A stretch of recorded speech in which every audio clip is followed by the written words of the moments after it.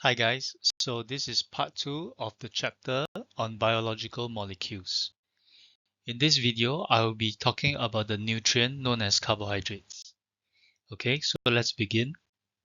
So from the syllabus, right, there are three things that you need to know from carbohydrates. Okay, so number one, you need to know the chemical elements that makes up carbohydrates, which I will highlight later. You also need to know the main roles of carbohydrate, and out of the roles that I will highlight to you in this video, okay, the basic one is that you need to know that carbohydrates is an immediate source of energy, okay, amongst others. And finally, right, you need to know for carbohydrates that cellulose, glycogen, and starch, these three are known as complex carbohydrates, and they are all made from basic units of carbohydrates known as glucose. So let's begin on carbohydrates. So this is let me get my okay. So a carbohydrate, right, is an organic molecule, and they are made up of three elements: carbon, hydrogen, and oxygen. Okay, so these three elements makes up carbohydrates. These three elements are also found in other nutrients, but what is unique, right, is that for carbohydrates, the hydrogen and oxygen ratio is always presented in a 2:1 ratio. Okay, so for example, right, glucose, which is the most important carbohydrate that you need to know, is C6H12O6. Now, if you take a look at H and O, right, they are in the ratio of 2:1. Sucrose is also another carbohydrate that you need to know. And if you take a look at the hydrogen and oxygen ratio, it is also presented in the 2:1 ratio. Okay? Carbohydrates, right, are classified into three main groups. The simplest of them, known as single sugars, they are also known as monosaccharides. Okay? I can take two single sugar and I can bind them to form a double sugar, and the term is known as a disaccharide. And finally, right, I can take many sugars and I can combine them into a very complex and large molecule, okay, of carbohydrate, and they are known as polysaccharides. This is a diagram to show you the relationship. So over here, of course, I'm talking about carbohydrates. So for carbohydrates, right, under single sugars, okay, which I'm highlighting here, you need to know two, glucose and fructose. Okay, for double sugars, right, you need to know maltose and sucrose. And for complex carbohydrate, you need to know three of them. Okay, starch, cellulose, and glycogen. So let's start with monosaccharides. Okay, monosaccharides are also known as single sugars. They are the basic units of carbohydrates. They are so basic, right, that they are small enough to diffuse through cell membranes. There are two that you need to know, which I mentioned just now. Glucose is, of course, the most important, followed by fructose. And fructose is also commonly known as fruit sugars. Okay?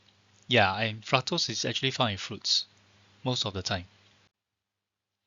Now, disaccharides, right, are known as double sugars. They are formed from two single sugars. Okay? Maltose, which is also known as malt sugar. Sucrose, or is also known as cane sugar. Okay, and the third one that I've introduced in this slide, lactose. Lactose is a unit sugar found in milk, so it is also commonly known as milk sugar. Some double sugars, right, for example maltose, they are small enough to diffuse through cell membranes. Okay, but not all of them. And the classic one is sucrose. Okay, so sucrose is considered a double sugar, but it is unable to diffuse through. Okay, because it is slightly bigger.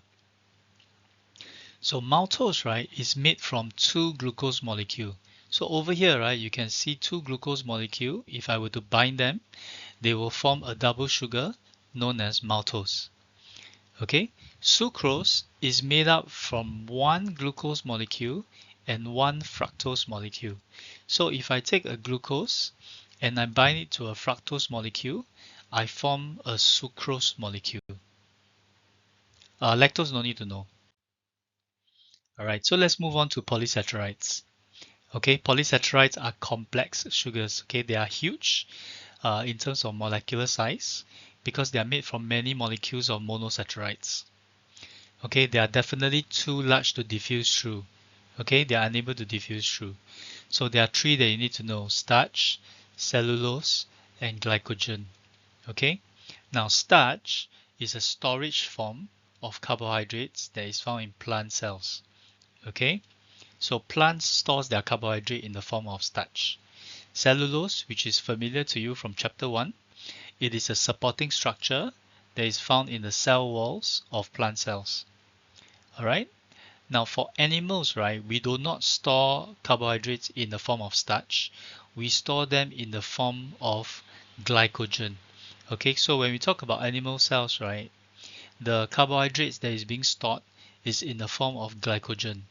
Okay, so not starch. So starch is plants, glycogen is animal form of is a storage form of carbohydrate in animal cells. Now glycogen and starch, right, are very good, considered good storage molecules. Okay, so there are quite a number of reasons why. Okay, firstly is because they are large enough so that they are unable to diffuse through cell membranes. So they are able to be stored in the cell and they are unable to diffuse out. Okay, they are insoluble in water. Okay, and because they are insoluble in water, right, glycogen and starch, right, they do not alter the water potential in cells.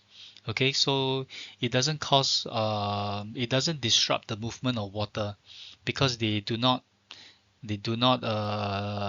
influence the water potential in cells.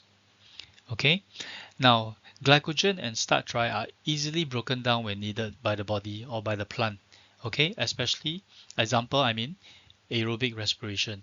So during aerobic respiration, right, glucose is needed to release energy.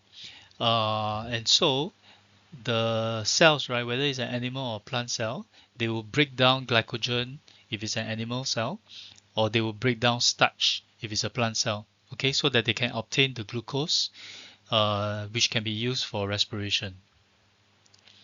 They are considered compact molecules, so they occupy lesser space as compared to other molecules in cells. Okay, glycogen, right, in animal cells is stored mainly in the liver and skeletal muscle cells in animals.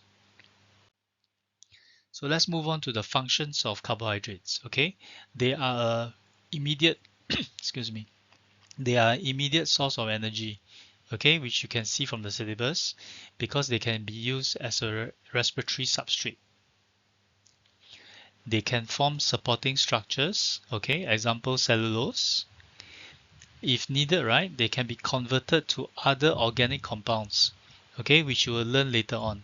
So a glucose molecule, right, uh, when it's needed, right, it can be converted into an amino acid or into a fat molecule.